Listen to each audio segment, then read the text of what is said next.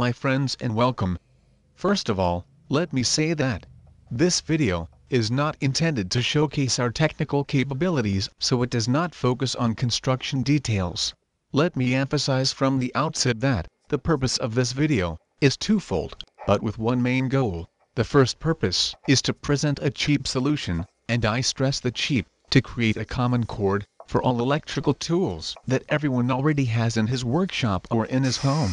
The second purpose, which is the main reason for creating the video, is to motivate companies to work on the issue and reach a standard female tail for all electrical tools with a common power cord. This may partly explain why you see two different approaches that do the same thing on the workbench. The sander with the C14 connector could be a rough projection from the future of how to power all power tools, but in no case this is not a proposal for the standard to be followed. So, when mobile construction companies reached the micro USB cable for their chargers, many people, including me, we thought that there will be continuity with the power tools and all electrical appliances with cord. To tell the whole truth, must mention here that the mobile phone constructors essentially had to reach a common charger after the action of the EU and the initiative of the respective committee with her campaign for a common charger for all mobile phones and the memorandum of understanding signed, I guess, by all companies. Probably something similar also needed in this case, because only if a major institution imposed the standards and time frame of compliance will force companies to come together and end up somewhere. I honestly cannot understand how we will save the planet with deal with the straws on one hand, and on the other we don't doing something that would save us from miles of unnecessary cable. I mention indicatively that, in the EU it's estimated that households had accumulated large quantities of waste chargers, and that they would recycle more than 50,000 tons per year, starting in 2012. Although large power tool manufacturers are not much more than mobile constructors, they do not seem to care and work in this direction. There are reasonable grounds suspicion that one of the main reasons is that, after the colossal development of batteries, our companies are pushing for cordless tools that definitely have many and great advantages, but also disadvantages, such as high initial purchase price, expensive repair or replacement of any of the batteries if damaged. I have noticed that many craftsmen into the workshop prefer the tools with cord for uninterrupted power, but I also deduce for the very low cost of use. There are however categories of gear that batteries have not yet been conquered.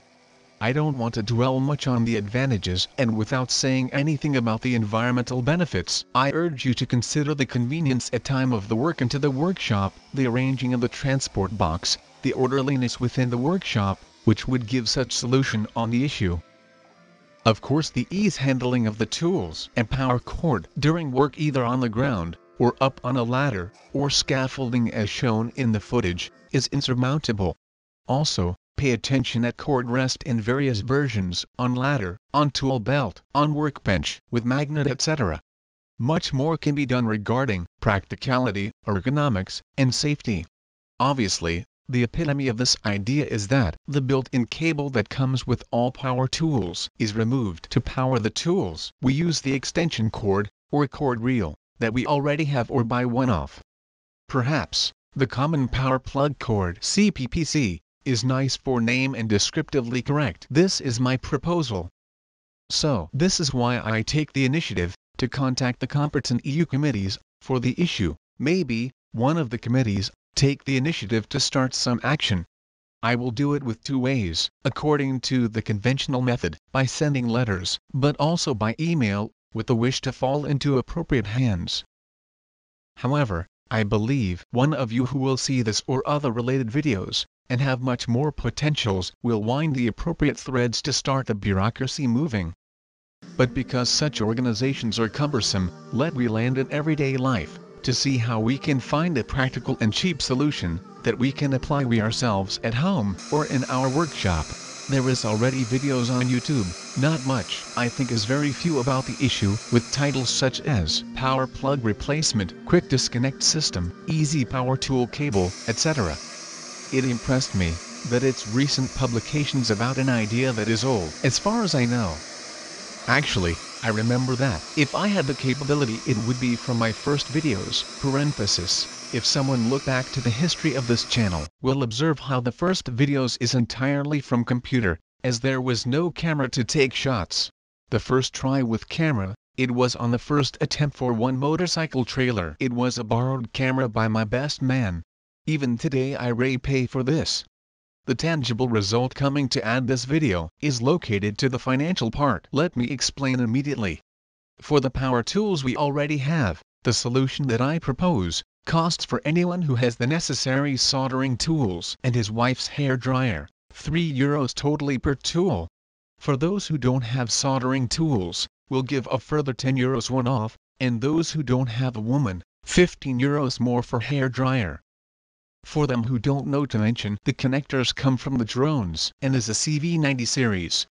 Can whoever wish to use the XT60 series, by lowering the cost to €1.5, maybe a slightly below. I prefer the CV90 series, because there is a relative symmetry in relation to the power cord. I apologize for the voice in this video, but believe me, it's the best I can do at this time. So I hope this video to be done useful. Thanks for watching, and share my videos. Please feel free to make your comments below. See you later.